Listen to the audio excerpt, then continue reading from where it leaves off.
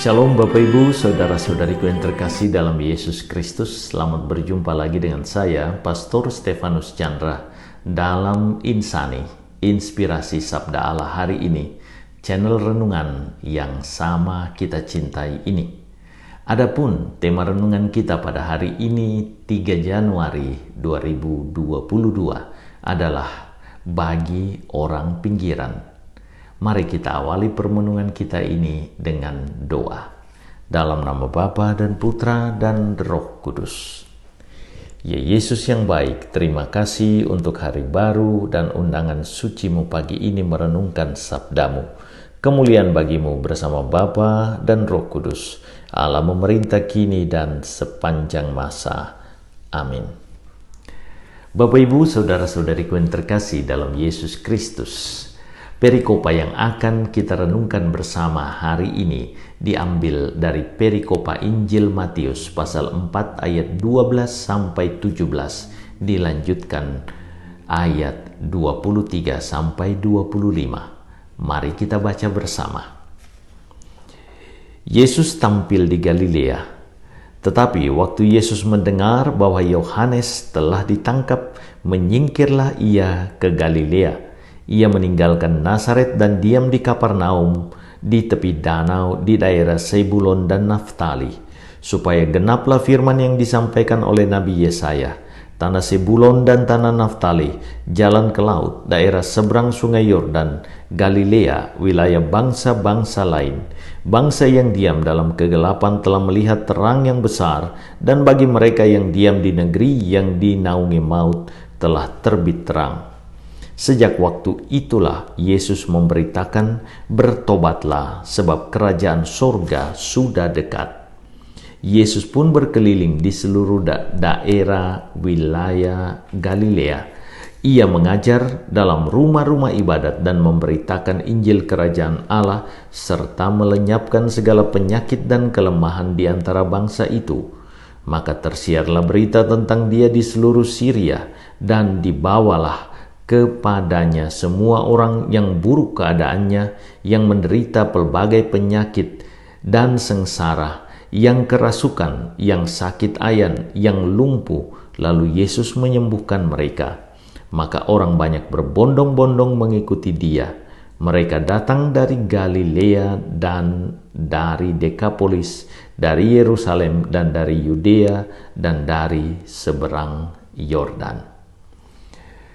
Bapak Ibu, saudara-saudariku yang terkasih dalam Yesus Kristus, bacaan Injil kita hari ini memberikan kepada kita beberapa informasi yang sangat penting berkenaan dengan penyingkiran Yesus ke Galilea dan pewartaannya yang dimulai dari tanah Zebulon dan Naftali.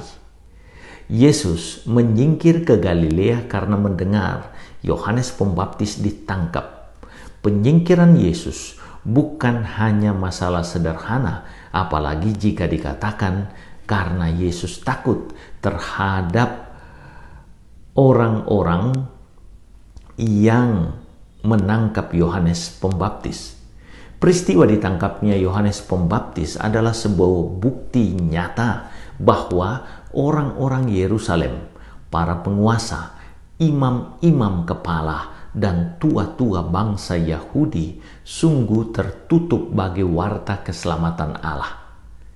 Yohanes, ironinya, adalah anak Zakaria dari kaum Lewi yang juga imam dan bertugas di bait Allah.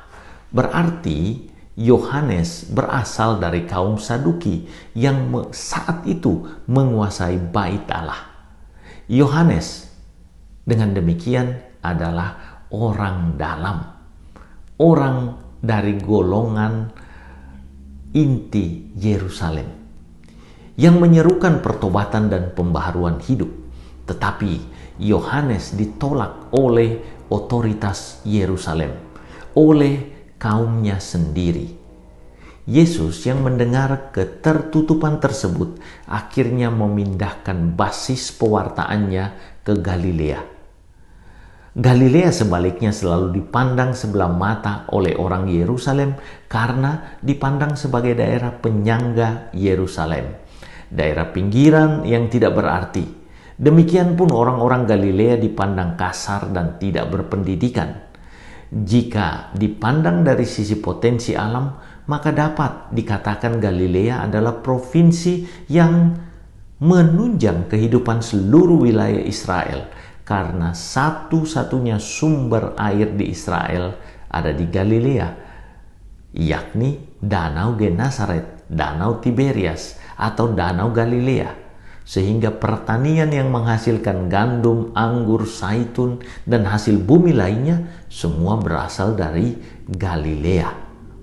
Perpindahan Yesus ke Galilea adalah perpindahan arah pewartaan dari kaum elit kepada kaum kecil, dari orang-orang di pusat atau jantung kehidupan Yahudi ke orang-orang pinggiran, dari penguasa atau tuan kepada hamba, dari kaum terpelajar kepada kaum yang tidak berpendidikan, dan terutama dari kaum yang merasa tahu dan mengenal Allah, merasa kenyang dengan keilahian, kepada kaum yang haus, yang kekurangan, yang sungguh mengharapkan pertolongan dari Allah. Arah pewartaan Yesus memang selalu kepada kaum yang miskin, kecil, dan terpinggirkan, yang seringkali diidentikan sebagai kaum yang sakit, sebagaimana yang Yesus katakan, bukan orang sehat yang memerlukan tabib, tetapi orang sakit. Aku datang bukan untuk memanggil orang yang benar, melainkan orang berdosa. Markus 2 ayat 17. Yesus kemudian memilih Kapernaum menjadi tempatnya berdiam dan memulai pewartaan. Yesus melakukan itu karena saat itu Nazaret pun dikuasai oleh kaum elit dalam agama Yahudi yang juga sangat tertutup akan pembaharuan. Yesus memilih orang-orang yang haus dan terbuka bagi keselamatan Allah. Penolakan Yerusalem dan kelak Nazaret memberi keuntungan kepada tanah Zebulon dan Naftali, kepada kaum yang terpinggirkan dalam masyarakat Israel, karena di sana justru Allah menghadirkan rahmat terutama bagi dunia, yakni hadirnya Sang Penebus. Itulah sebabnya sampai kini Kapernaum disebut the town of Jesus, kota Yesus, kota Allah penyelamat. Perikopa ini berpesan jelas, jika ingin menyambut Yesus, jadilah rendah hati, terbukalah bagi kehadirannya. Tuhan Yesus memberkati. Ya Yesus yang baik, terima kasih Engkau menggugah kami dan memanggil kami untuk terbuka bagi kehadiran-Mu. Layakkan kami yang penuh salah dan dosa ini untuk menerima diri-Mu dan menjadi penyalur diri-Mu kepada sesama. Engkau yang hidup dan berkuasa kini dan sepanjang masa. Amin. Tuhan beserta kita, berkat Allah turun melimpah atas saudara-saudariku, Bapa, Putra, dan Roh Kudus. Amin. Terima kasih saudara-saudariku yang telah mendengarkan sabda Allah dan renungan hari ini. Saya Pastor Marcel Lolotandung mengucapkan berlimpah terima kasih kepada Pastor Stefanus Chandra. Semoga Pastor bersama dengan segenap umat di paroki senantiasa diberkati Tuhan dalam setiap aktivitas dan pelayanannya. Amin.